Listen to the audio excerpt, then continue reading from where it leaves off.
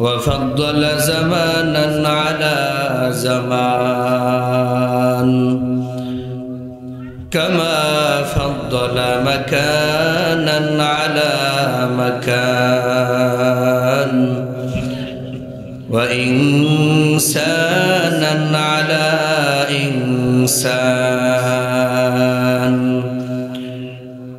ونشهد أن لا إله إلا الله وحده لا شريك له،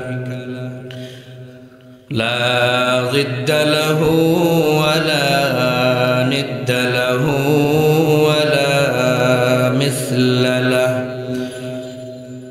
ونشهد أن سيدنا وسندنا وحبيبنا وطبيب ربنا وطبيب قلوبنا ومولانا محمدا عبده ورسوله، صلى الله تعالى عليه وعلى آله وأصحابه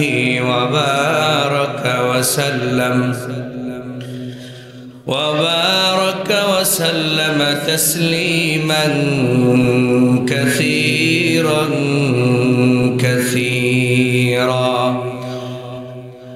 أما بعد، فأعوذ بالله من الشيطان الرجيم.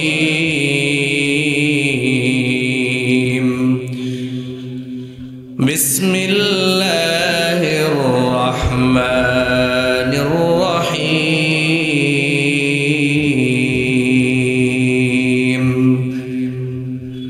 فمن كان يرجو لقاء ربه فليعمل عملا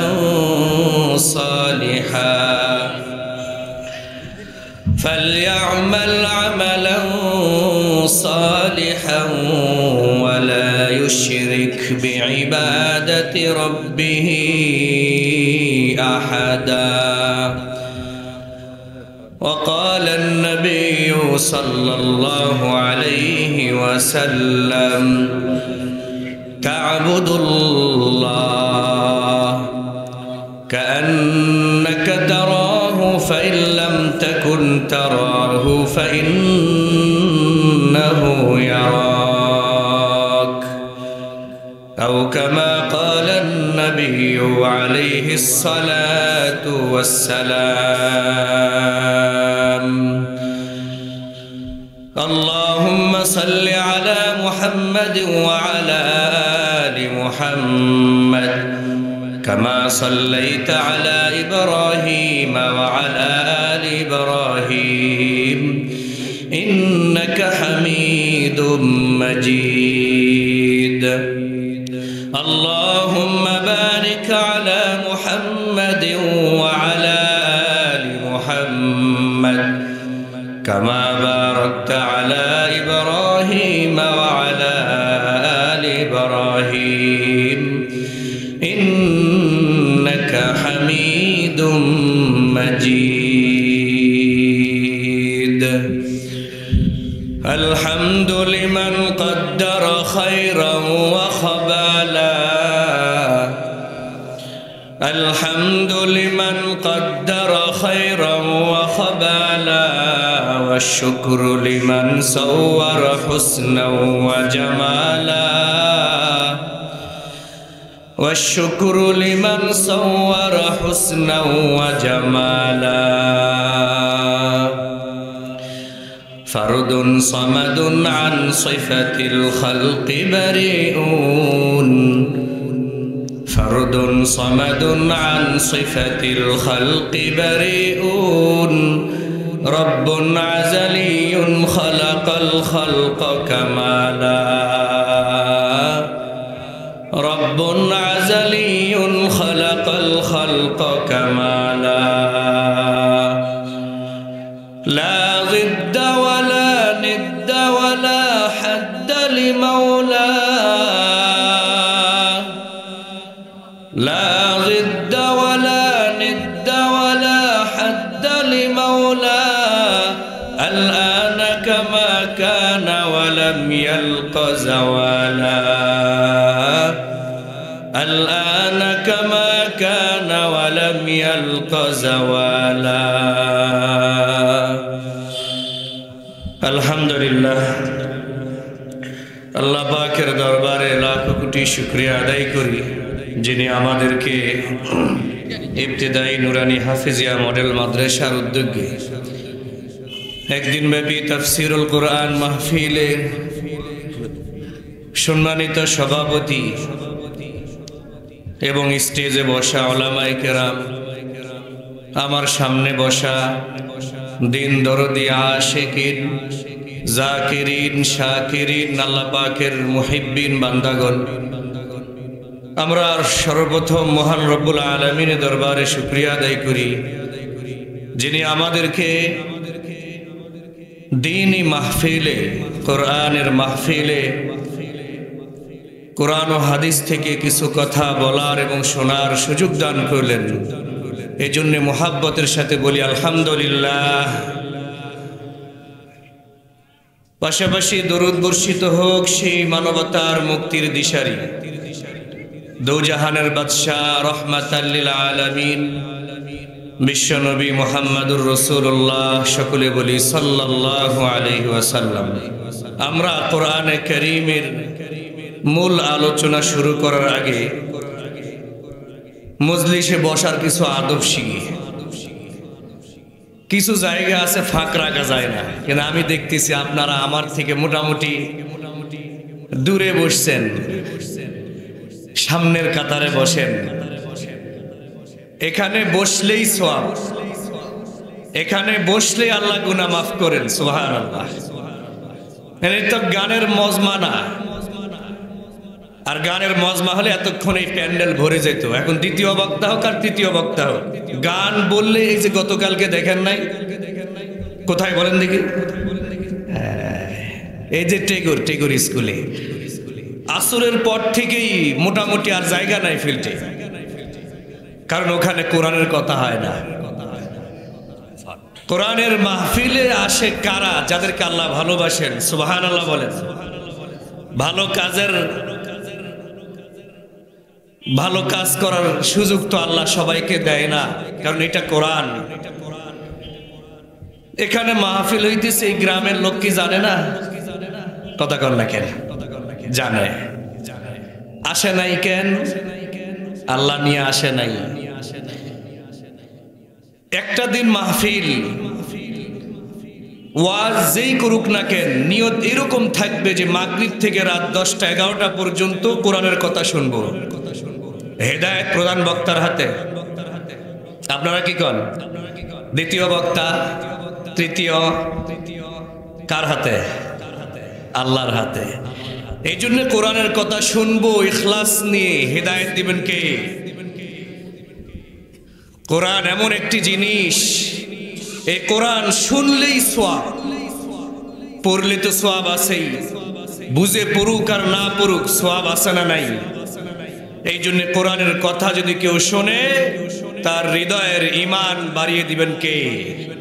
আল্লাহ। এই জন্য কোরআন শুনবো বেশি করে। এই কোরআনের মাহফিলে এসেছি কোরআন শোনার জন্য, কোরআন বুঝার জন্য। আমরা তো কোরআন কেউ মনে করি এটা তাবিজের বই। কিসের বই? এটাতে শুধু ফু দিলেই রোগ ভালো হয়। তাবিজ। এটা কি তাবিজের বই? না। কেউ মনে করে এটা মিলাদ কিয়ামের বই। এই কিতাব দিয়ে শুধু মিলাদ আর কিয়াম নিয়েই সারা বছর সারা জিন্দেগি পার করে দেয়। আসলে কি মিলাদ কিয়ামের বই? আবার কেউ মনে করে যে এটা শুধু সারা বছর বাহাস করব কি নিয়ে, রসুল কিসের তৈরি, নূরের তৈরি নাকি মাটির তৈরি? এক শ্রেণীর মানুষ আছে না নাই? আছে না? এই কোরআন আপনাকে আমাকে আল্লাহ পাক ভালোবেসে দিয়েছেন, মুহাব্বত করে দিয়েছেন। আমরা যদিও এটা যোগ্য ছিলাম না, তো এই কোরআন আমাদেরকে দেওয়ার অর্থ কি? আল্লাহ পাক আমাদেরকে অধিক ভালোবাসেন। কোরআন পাওয়ার পরেও যারা কোরআন থেকে সরে থাকবে, হাদিসের মধ্যে এসেছে যারা কোরআনকে পিছনে রাখে, কিয়ামতের ময়দানে আল্লাহ পাক তাদেরকে বেইজ্জতি করে জাহান্নামে নিক্ষেপ করবে।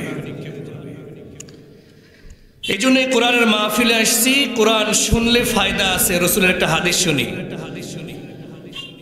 আল্লাহ রসুল সাল্লাল্লাহু আলাইহি ওয়াসাল্লাম বলেন, আলাইকুম বিমাজালিসিল উলামা ওয়া ইস্তিমা'i কালামিল হুকামা فإن الله تعالى يحيي القلب الميت بنور الحكمة كما يحيي الأرض الميت بماء المطر।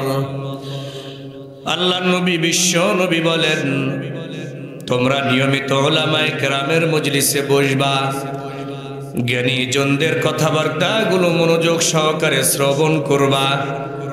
আল্লাহ রাব্বুল আলামিন তোমাদেরকে হিকমতের নূর দ্বারা পরিপূর্ণ করে দিবেন। উদাহরণ দিয়েছেন, যেমন আল্লাহ পাক আসমান থেকে পানি বর্ষণ করে মৃত জমিনকে আল্লাহ সজীবতা দান করেন। আসমান থেকে যখন পানি বর্ষণ হয়, এই পানির ছিটাগুলো যখন জমিনে লাগে, লাগার সাথে সাথে নতুন নতুন ঘাস জন্মায়।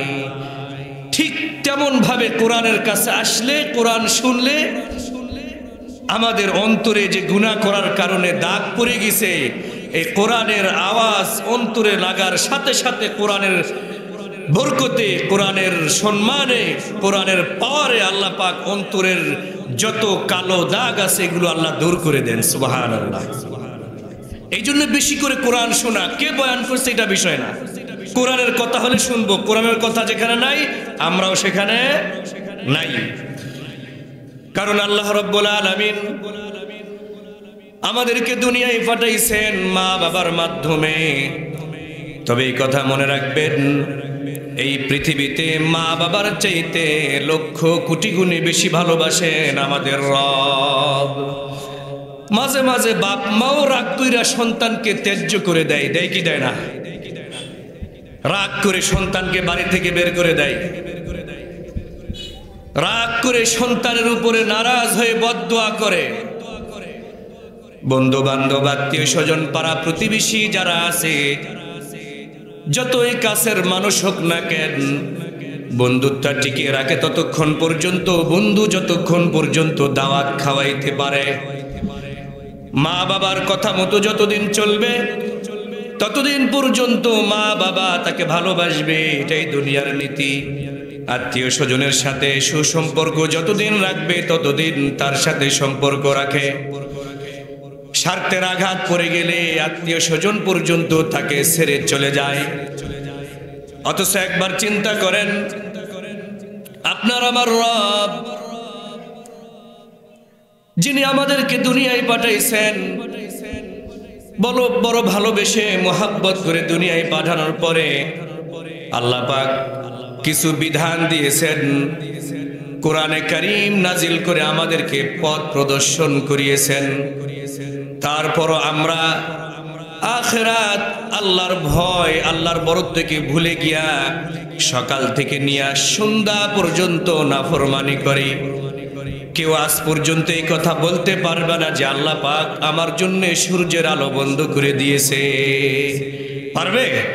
বরং ইহুদি খ্রিস্টান যারা জীবনে সেজদা করে না, এরা আরো বেশি ভালো আছে দুনিয়াতে, ঠিক কিনা? আজ পর্যন্ত কেউ এই অভিযোগ দিতে পারবে না যে আল্লাহ আমাকে আজকে খানা দেয় নাই, অন্য দান থেকে আমাকে বঞ্চিত করেছেন, আল্লাহ আমার উপরে নারাজ হয়ে গেছেন, আলো বাতাস বন্ধ করে দিয়েছেন। বরং না, রব্বে কারীম এমন একজন রব, সারা জিন্দেগি গুনাহ করি, শুধু গুনাহ করি না, গুনার উপরে হাবুডুবু খাইতেছি, গুনার ভিতরে হাবুডুবু খাইতেছি।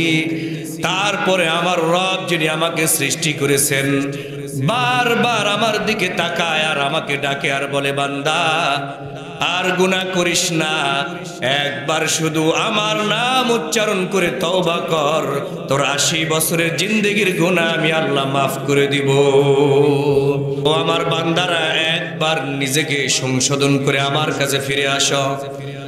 তার প্রমাণ হচ্ছে মাঝে মাঝে আল্লাহ পাক এরকম কিছু কোরআনের মাহফিলের আয়োজন করে দেখিয়ে দেয়, এলাকার জন্য হেদায়েতের একটা রাস্তা দেখিয়ে দেয়। এখানে কোনো মানুষ যদি ইখলাস নিয়ে কোরআনের কথা শোনে, হয়তোবা তার এই আজকের মাহফিল তার জন্য হেদায়েতের ওসিলা হতে পারে। আল্লাহ রাব্বুল আলামিন যে অসীম ক্ষমাশীল, তার কাছে যাইতে দেরি হয় কিন্তু বান্দার জিন্দেগির গুনাহ মাফ হইতে দেরি হয় না। এই জন্য আমি বলি যে আসলে আমাদের দুর্ভাগা, আজকে ওলামায়ে কেরাম কোরআনওয়ালারা বাড়িতে বাড়িতে গিয়া কোরআন শোনাই। এত সুবিধা আগে ছিল না, এত সুযোগ আগে ছিল না, কিন্তু এখন আমরা আয়োজন করে দূর দূরান্ত থেকে হুজুরদেরকে বাড়িতে নিয়ে এসে আমরা কোরআনের কথা শুনি। তারপরও একদিনের জন্য কোরআন শুনবো কি দূরের কথা, এলাকায় মোটামুটি মেহমানে ভরে গেছে নাকি। গরু জবাই, এলাকার পোল্ট্রির দোকান তো মনে হয় পোল্ট্রি মুরগি নাই, আত্মীয় স্বজন ভর্তি, ওইদিকে মেলা বাড়ি, জিলাপি বাড়ি। মোটামুটি দেখবেন এদের ব্যবসার টার্গেট নিয়ে বসছে যে আমাকে এত টাকা ব্যবসা করতে হবে। বলেন, যদি কেউ এই নিয়ত করে এই মাহফিল করে, সে যেই হোক, সভাপতি হোক আর মসজিদের মাদ্রাসার কমিটি হোক আর জলসার কমিটি হোক, যদি ইখলাস ঠিক না থাকে, নিয়ত ঠিক না থাকে, আজকে যদি রাত 1টা পর্যন্ত কোরআনের মাহফিল হয়, একটা নেকি নিয়েও বাড়ি যেতে পারবে না। এই জন্য মাহফিলে বসার আগে মাহফিলগুলোতে ইখলাস থাকা দরকার।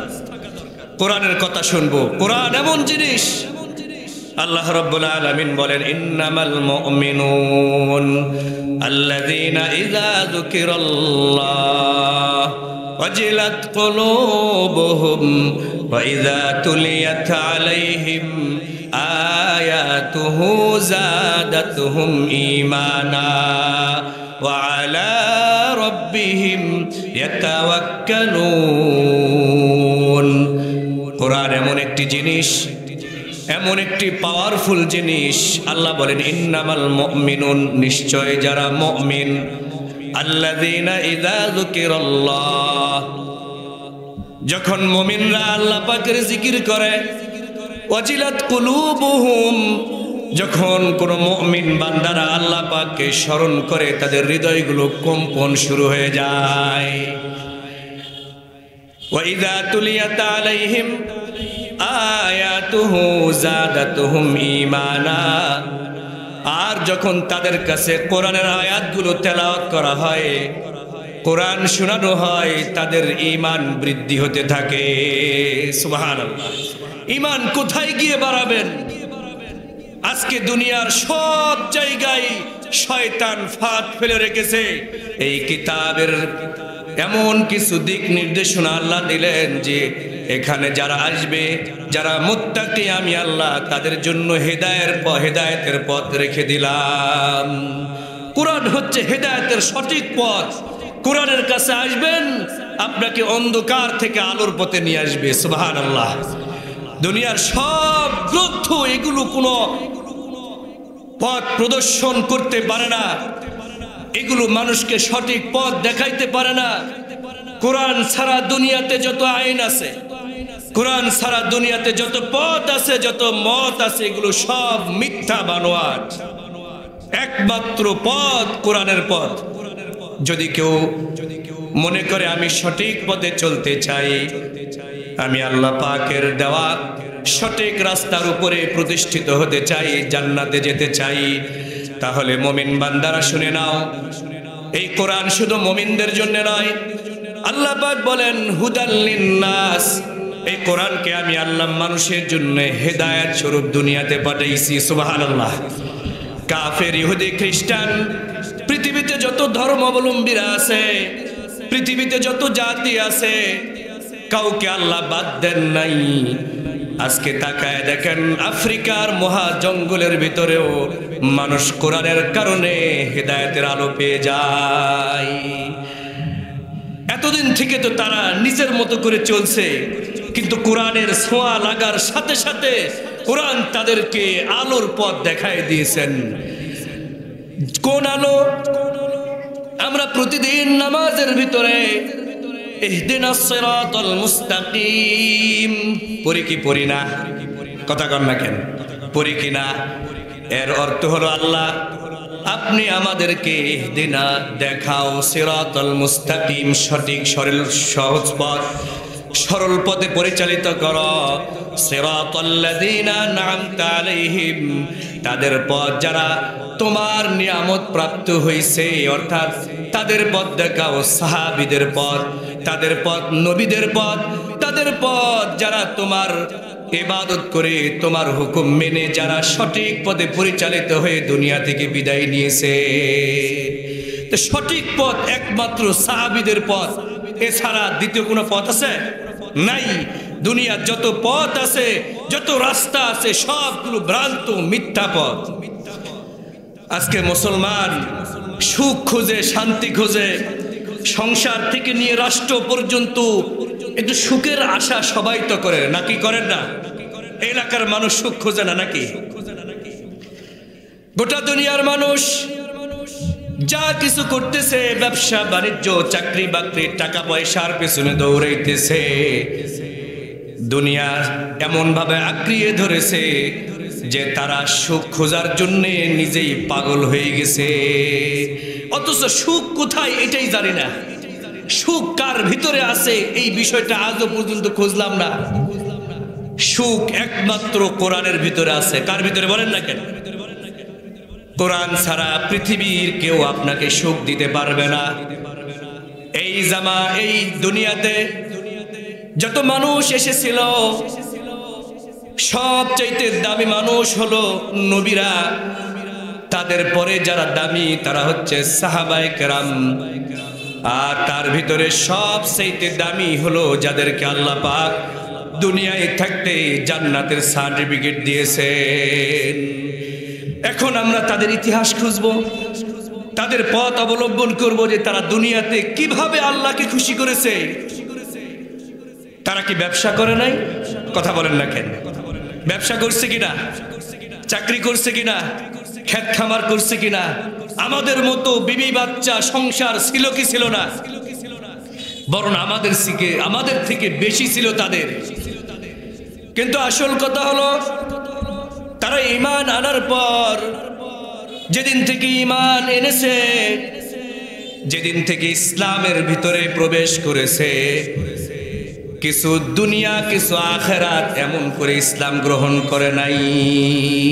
আল-ইয়াওমা আকমালতু লাকুম দীনাকুম ওয়া আতমামতু আলাইকুম নি'মাতি ওয়া রাদিতু লাকুমুল ইসলাম দীনা।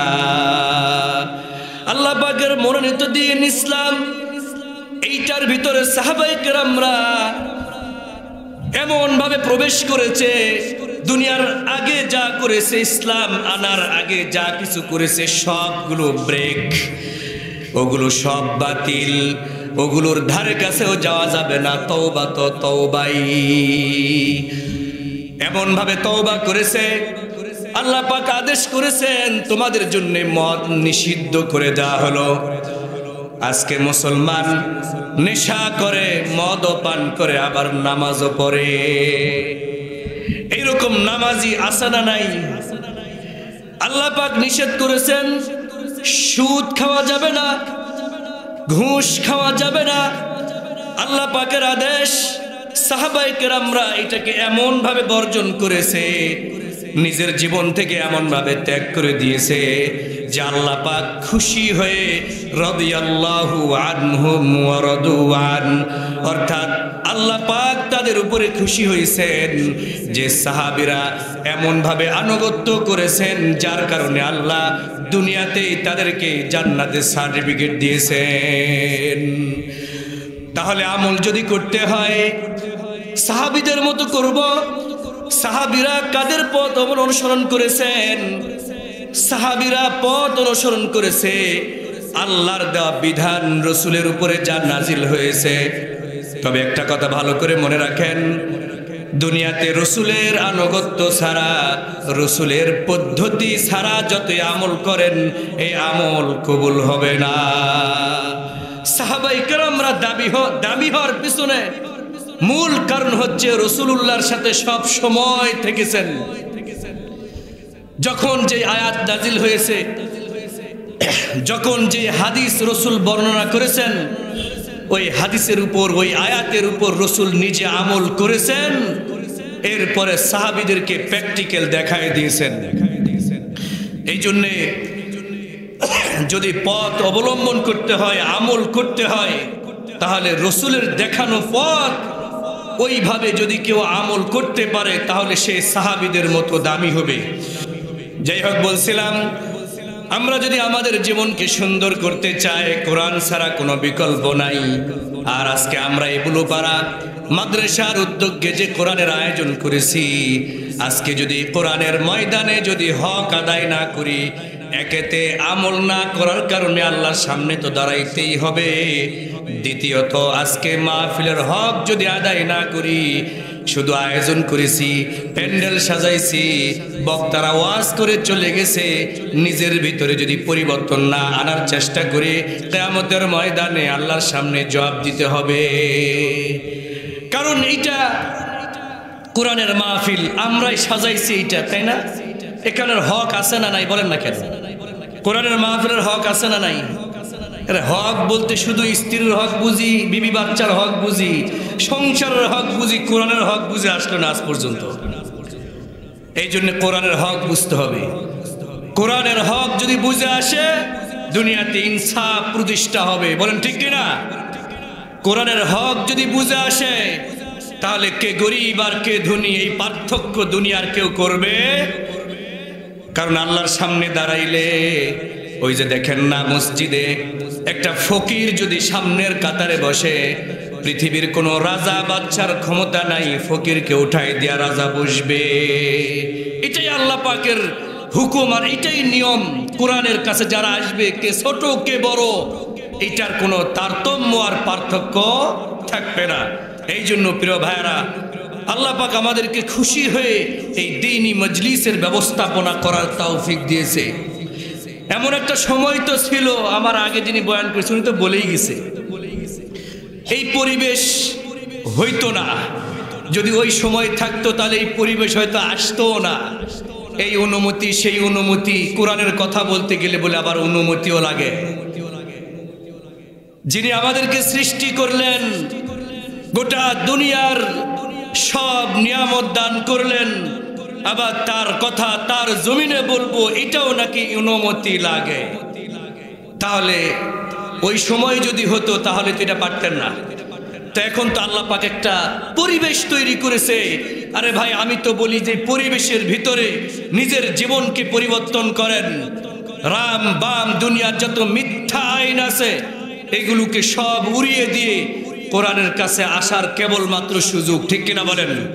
এই সুযোগেও যদি আমরা হিংসা করে, বিদ্বেষ করে, নিজ নিজ দল অনুযায়ী যদি অহংকার করি, কিয়ামত সংগঠিত হবে, বাংলাদেশে ইসলাম আসবে না। কথা বলেন না কেন?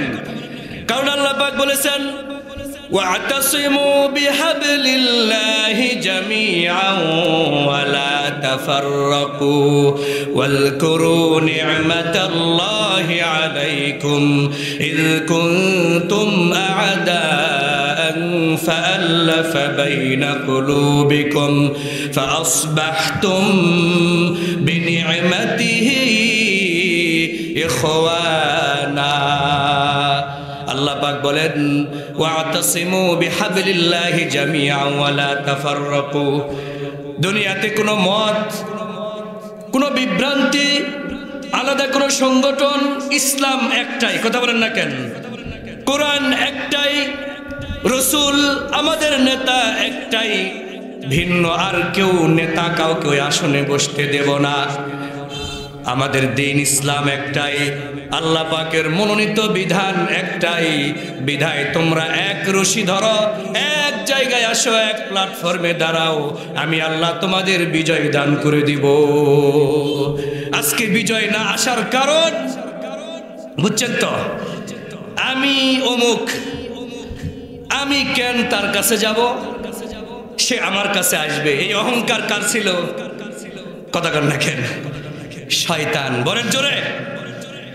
শয়তান অহংকার করার কারণে ধ্বংস হয়ে গেছে। শয়তান কিন্তু আপনার আমার চাইতে ইবাদত কম করে নাই।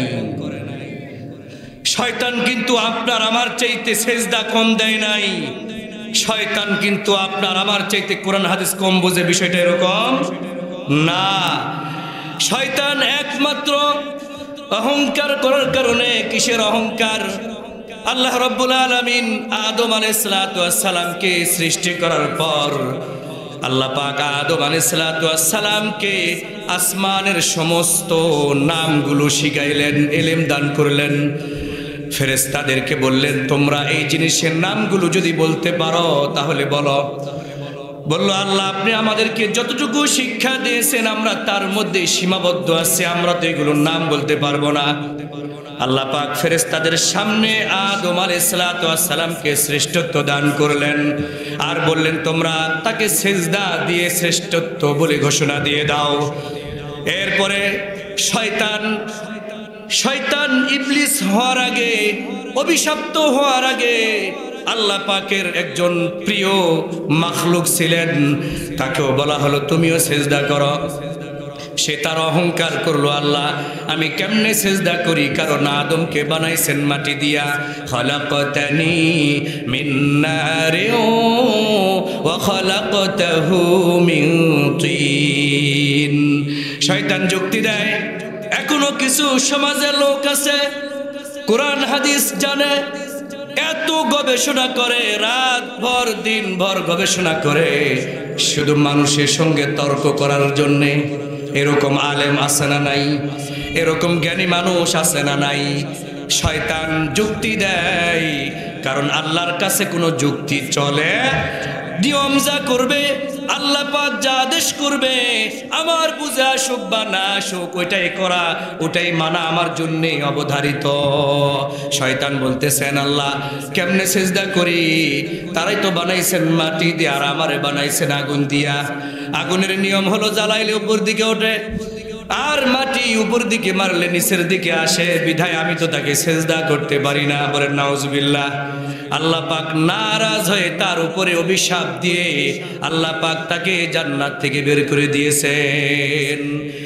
আজও যদি আমরা শয়তানের ওই গুণ, শয়তানের ওই সিফাত যদি নিয়ে থাকি, আমি নিজেকে অনেক বড় পাণ্ডিত্য অর্জন করে পণ্ডিত মনে করি, যদি নিজেকে বড় শিক্ষিত মনে করি, নিজেকে বড় আলেম মনে করলাম, নিজেকে বড় শিক্ষিত মনে করলাম, কারো কাছে মাথা নত করবো না। আমি কি কোরআন হাদিসের জ্ঞান কম জানিনি?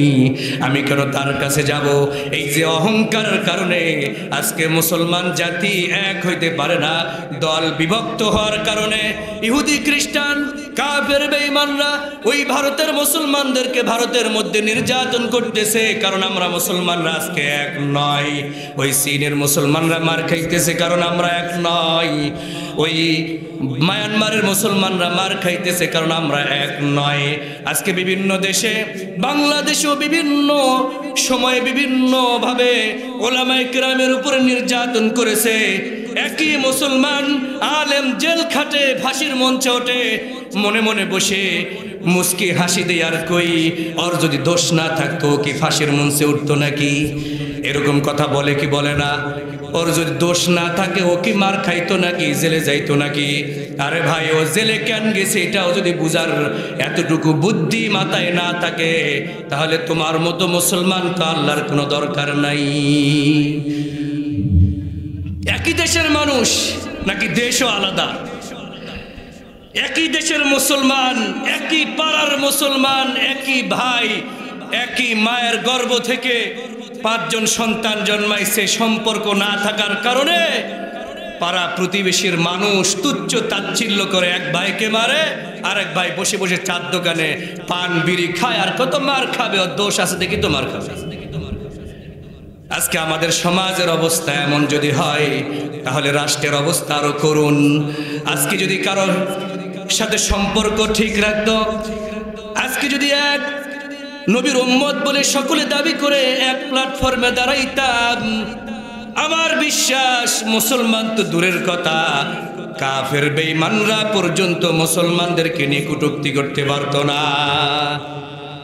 কারণ একটাই, আজকে আমরা আমাদের মুসলমান, আমরা আমাদের পরিচয় ভুলে গেছি। কোরআন শুনি না যে গানের মজমা হলে সেখানে ভিড় জমে আন্দোলন করে গান শোনার জন্য পাগল হয়ে থাকি, অথচ কোরআনের মাহফিলে এই যে 4টা লোক এখানে বসে আছেন, এখানে কোরআনের কথা হয়েছে নাকি অন্য কিছু কথা? তাহলে যার ভিতরে বিন্দু পরিমাণ ঈমান থাকবে, কোরআনের আওয়াজ শোনার পরেও যদি কেউ মনে করে এখন নয়, কখন যাব, পরে যাব, একটু পরে যাব, আরে ভাই আপনার জিন্দেগির একটা সেকেন্ডের কোনো বিশ্বাস নাই, আপনি কি করে বলেন এখন নয় পরে যাব? ফাইদা জা আজালুহুম, পরের নাম আমার সাথে, ফাইদা জা আজালুহুম লা ইস্তাখিরুনা সাআতাও ওয়া লা ইস্তাকদিমুন। এই আয়াতের দ্বারা আল্লাহ বুঝাইতেছেন, বান্দা আজ বেঁচে আছো, কালকেও তো নাও থাকতে পারো, বিদায় ভালো কাজ বেশি দেরি করো না। নামাজের সময় হয়ে গেলে নামাজে দাঁড়ায় যাও।